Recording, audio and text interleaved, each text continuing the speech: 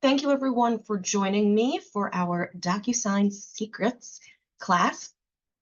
We're not going to spend a whole lot of time on this, but there are a few things that I wanted to show you all to ensure that you are incorporating these little tips and tricks into your routine when you're using DocuSign, and this should hopefully help to make everything easier for you, a little bit more seamless and streamlined. So I already have an opportunity created, and I have already selected my checklist and clicked on the Start a Transaction button. That's following our compliance roadmap workflow, and that allows us to ensure that all of the documents that have this little DS icon are added to our room for us. So that's how we ensure that we have the most up-to-date forms at any time. So this is going to help to keep you compliant whenever you have a deal, making sure that the documents are being added for you. That's how you're going to ensure that everything is correct and up to date.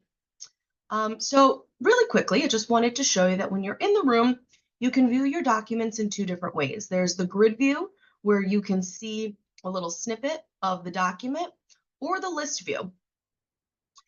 It's personal preference. I kind of like the list view better because you can see the full document name. It's very easy to see if this is a form, if this is a PFD, PDF, etc. So that's one way where you can organize your room. Now, you're also going to see that all of these documents are labeled under one folder, which is called Room Docs. What you can do is add additional folders. This is going to be key if you are putting in multiple offers on behalf of a buyer, or if you are dealing with multiple clients and you want to try to organize the documents in your database by property or by client or whatever the case may be. So for example, here, a folder name, if I'm working with a buyer and they're putting an offer on 123 Main Street, I can create a 123 Main Street folder. This way, after I fill out all of these documents and I send them for signatures and I submit them to the listing agent, and unfortunately, maybe my offer was not accepted, instead of having to start from scratch, I can take all of the PDF, the signed documents that I've gotten from that initial offer, and simply drag and drop and move them into that separate folder. So this is one way where you can keep all of those signed PDFs separate from the rest of your room docs. That way, when it's time to make an offer on a new home, you can simply go into each of these forms, change the information to reflect the new address, the new purchase price, all that other information, and that's really all you have to do. You don't have to start from scratch. Just send those forms for signatures, and it will be very easy for you to keep track of everything. Now, when I come back into my opportunities section in Command, I'm going to give this a refresh, because you have the ability to pull the forms directly from DocuSign. Come on. And then what we can do is we can select the working folder. And now we're going to see that I have the Room Docs folder and the 123 Main Street folder. Now, this is great to keep yourself organized, like I said. But let's say, all of the current documents that you want to put the offer on are in that Room Docs file. This way, any of that old quote unquote old paperwork for a previous offer that was rejected or whatever the case may be is not going to show up in the same list of documents. So that'll keep them separate when you are coming into your opportunity and adding all of those signed forms.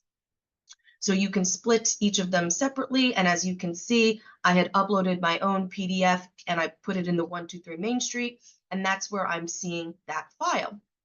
If I go to Room Docs, I'm going to see a different file that I had uploaded, which we'll get to in just a little bit for an example, but that other file is not showing up here. So that's just showing you how to keep those separate, so that way you don't have one document for 123 Main Street getting mixed in with another document for 456, Central Ave. When you're in DocuSign, you can create as many room folders as you'd like. And like I said, it's really easy to just drag and drop and add those documents in the correct folder to keep yourself nice and organized. Additionally, when you are in the DocuSign room, Before you start to enter the information on your documents, I suggest coming into the details page. This is something that a lot of people tend to overlook, but this can help you save a lot of time when it comes to filling out the forms in DocuSign. When I'm looking at the details section, there is an option to edit. So I'm going to click on that. And then I see I can put in any information that I'd like. So for example, for address 1, I'm going to go in here. I'm just going to put our office address.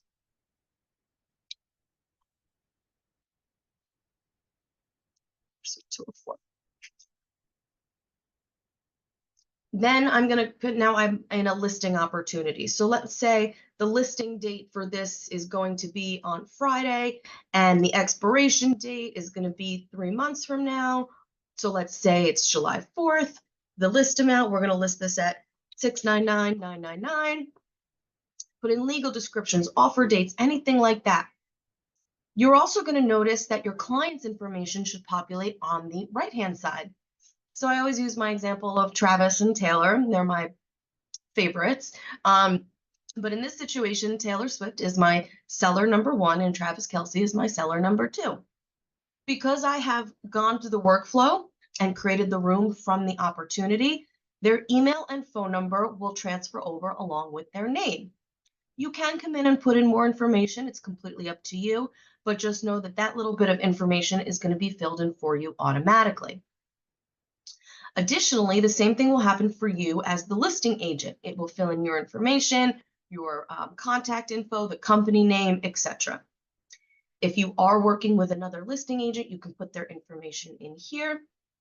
It does give you spots for the buyer as well. We're not going to worry about this in this point in time. So you can always click on those little drop-down arrows to hide the different fields to fill in. And one thing that you're going to notice all the way down at the bottom is either the buyer broker or the listing broker. Now, if you are filling out listing paperwork, we know that it needs to be sent to your clients first to sign, and then you as the agent, and then Joyce as our broker will have to sign those documents. So to make it easy on yourself, you can put in your broker's information right here on the details page. And I'm going to click on Save. So now that information has been saved for me. So when I go to actually send my documents for signatures, I can select the listing broker and her information will automatically populate.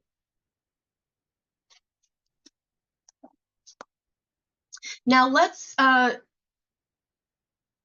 select a couple of forms here. Now, unfortunately, I don't have access to the NJAR forms as I'm not a licensed agent, but we're just going to make do as best we can. So I've clicked on the checkboxes to select a few forms to add into an envelope. And that's going to be this little pen icon here.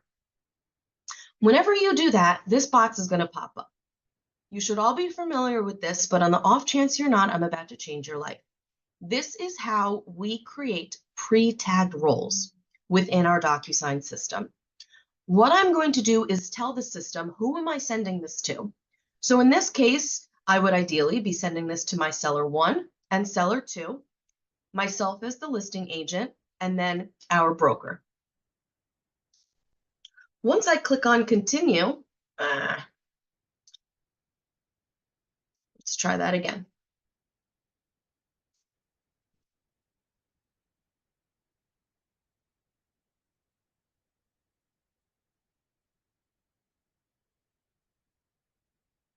See, this should work. Okay.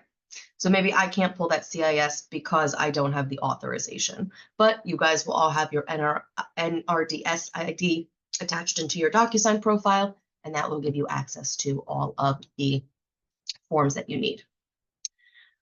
So now we're in the first step of our envelope.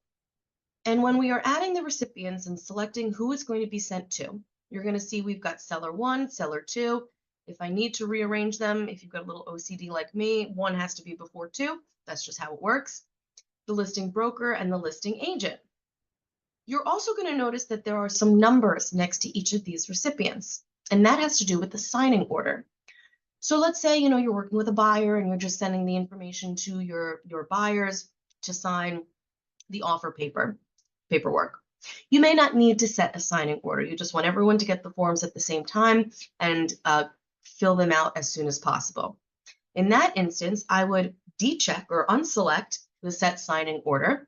And now there's no number next to any of the recipients, so everyone's going to receive this at the same time. Now, when you are doing that listing paperwork, you do want to set that specific signing order. And in this case, when I click on that button, I can then choose what order I want these recipients to be sent the paperwork. So I want Travis and Taylor to get the paperwork at the same time. So they are both going to be number 1. After they sign it, then I want to get the documents to sign my portion. So I'm going to be the second. Notice how it just flipped us. So now Joyce is at the bottom because she's going to be the third person to receive these documents. Please note that you can also assign a multitude of different, I don't know exactly what to call these to-dos based on the person. So most likely someone will need to sign, or if you want to simply send someone a copy, you can do that. So there are a few options here if someone needs to view it, etc. Most of the time it's going to be need to sign, and you can just set that signing order there. Once I come into the next section, that's when I'm going to see all of the commission, or I'm sorry, all of the paperwork that I'm sending. And as I scroll through, I see all of the pre-tagged roles are placed for me automatically. So this prohibits us from having to drag and drop a signature field and a date signed on every single piece of paperwork, on every line item where someone needs to put in information. It's all done for us. And we can come over here to this drop-down menu, and I can see what color is associated with the recipient. So the owners are yellow and blue, the listing agent is purple, and our broker is green. It might vary from transaction to transaction, but at least now I know, okay, my owners are good, I'm good, my broker's good. And as I keep going, same thing. Sales representative, fantastic. So in this situation, everything looks great, and I'd be able to send it for signatures. Once that gets signed by everyone, it creates that secondary PDF, and everything is good to go. Does anyone have any questions so far about setting the signing order or sending documents for signatures? No? Fantastic. Means excuse me. That means I'm doing a good job. Another tip, excuse me. Another tip that I want to show you guys is that you can split or merge PDF documents within the DocuSign room. So let's say you have a client who prefers to sign all the paperwork by hand. That's totally fine. If you uploaded everything at once, you scanned all the paperwork in one file on the printer, and now you just have one big file where all the paperwork is held. But you need to split it up so you can easily attach each set of documents to the correct line item. This is where you can come in and split PDFs. So this is just an example document that I uploaded. I just needed something with multiple pages. When I right-click on this, I see that there's an option to split. Once I click on that, it will show me a glimpse of all of the pages that are within this file. Again, let's use our imagination and pretend that each of these documents is a different piece of paperwork. Hypothetically, let's say page 1 is the CIS. So I can say the CIS is page 1. I can then click on Add Document, and let's say the wire fraud form is page 2. Another document, seller's disclosure. Maybe that's pages 3 through 6.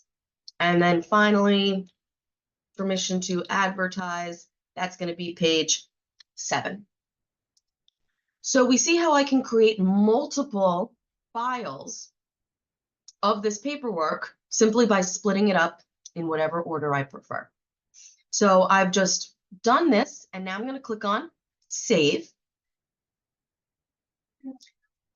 Now, unfortunately, the new documents don't get added into that same folder, but again, all we need to do is drag and drop. So I'm going to go in and click on, let's see if I can actually select multiples. I don't know if I can.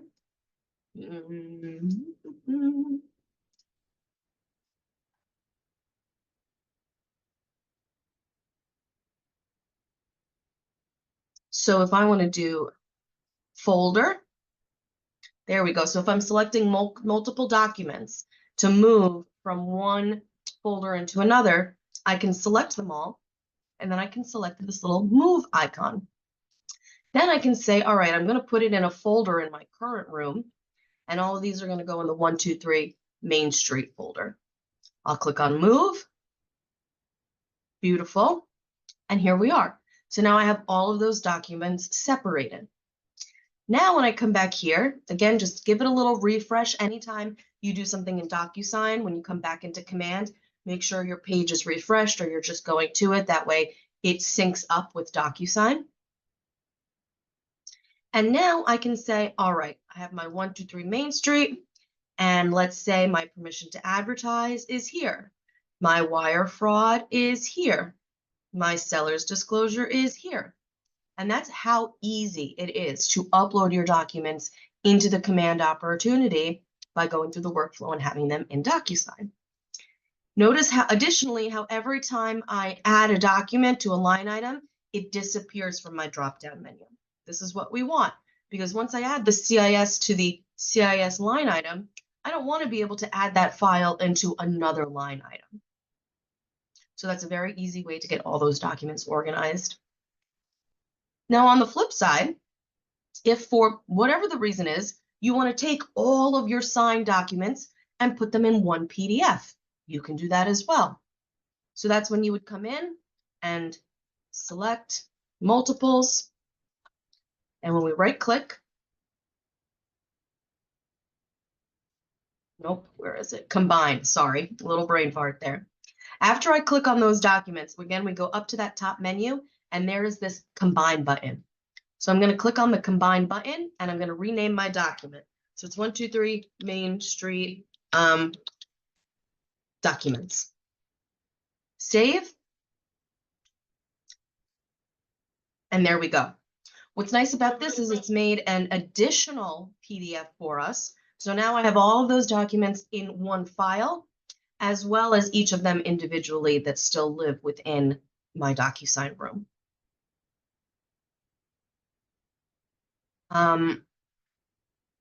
Any questions?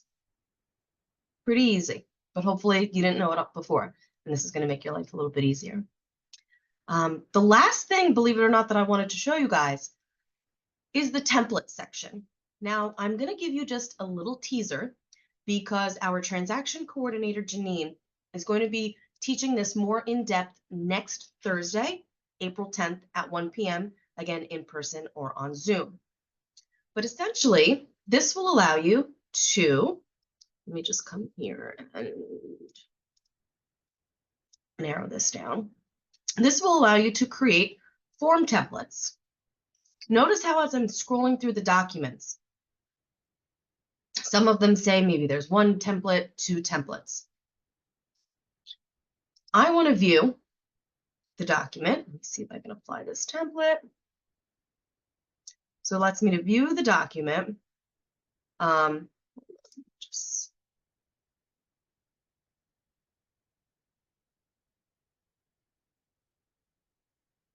Okay.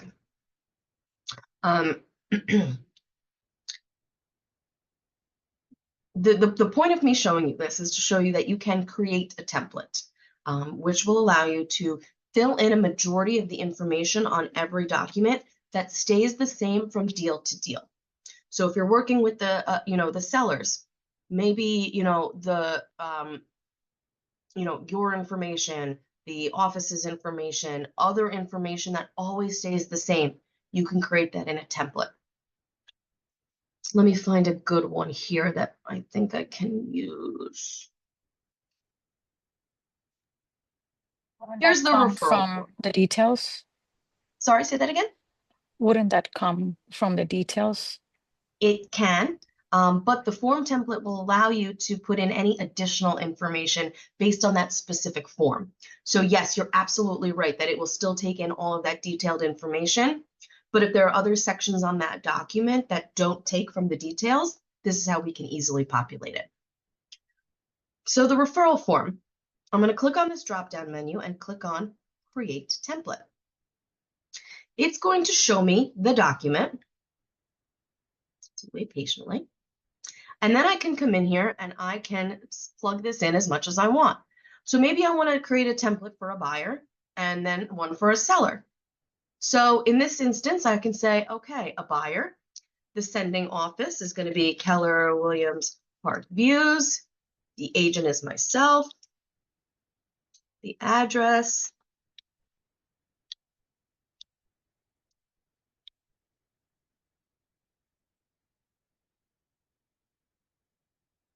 You get the idea. I'll have my phone number, the email, office phone filled out. Now, will a lot of that automatically fill in from the details page? Yes, it will. But I can go in here and click on that buyer option. I can, say 25% is going to be my standard amount. Before I save the template, I want to rename the template. So I'm going to click on this little pencil button on the upper left-hand corner. And then I'm going to put in that this is a buyer template. Check on that. So now that name is saved. And now I'm going to click on Save and Close. Now I have one template created, and I'm going to create another one. This time, it would be if I was sending a seller referral. So again, same thing. This And time I'll this click is seller. this is going to be accessed by everyone. No, just you. Oh, okay. Just you. Each template that you create only lives within your DocuSign. Gotcha. So same thing as before, let's just pretend we plugged all this in and the referral rate, always come here, and this is going to be a seller referral form. Click on that checkbox and now click Save and Close. Now I have two templates created. So let me show you how to apply them. I'm going to go back into the room.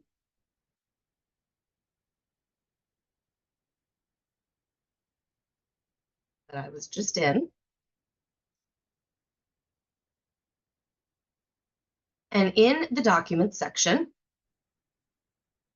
I'm going to hide this other folder, and I'm going to add in a DocuSign form, and I can come to the libraries or the packets. Now, this is good to know if you do ever need to add in an additional form that's not automatically brought into your room. You can click on that Add button, DocuSign Forms, and this will show you two options. You have packets and you also have libraries. I recommend going by library because, again, this is going to make sure the most up-to-date forms are being pulled. And we have them separated based on the different MLS, whether it's our office, etc. So I know that this form is a KW 1095 form. If a document is in use, it will show you. And I want to go to the referral form. So I'm going to click that referral form. And notice how this box pops up. And it's asking me, do I want to apply a template? I'm going to say, yes, I do. I'm going to apply a buyer template. And now I'm going to click on Add Selected. So now, when I go to look at that referral form,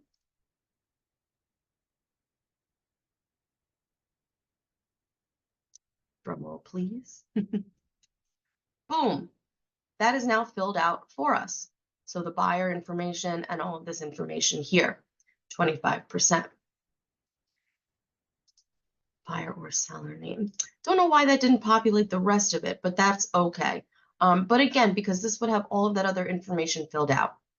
Now, is the referral agreement the best example to show you guys for how form templates can be beneficial? No, That's why I'd love for you to attend Janine's class next Tuesday, April 10th at 1 p.m. If you can't make it, we're going to record it, so we'll have that on Zoom as well. But she will take this concept that I have showed you and really put it into place so it will make more sense. And it will help you to say, okay, this is beneficial to have a template. This, I don't need a template. And she can also answer any of your questions regarding templates. She knows DocuSign even better than I do. So you're going to be in good hands with her.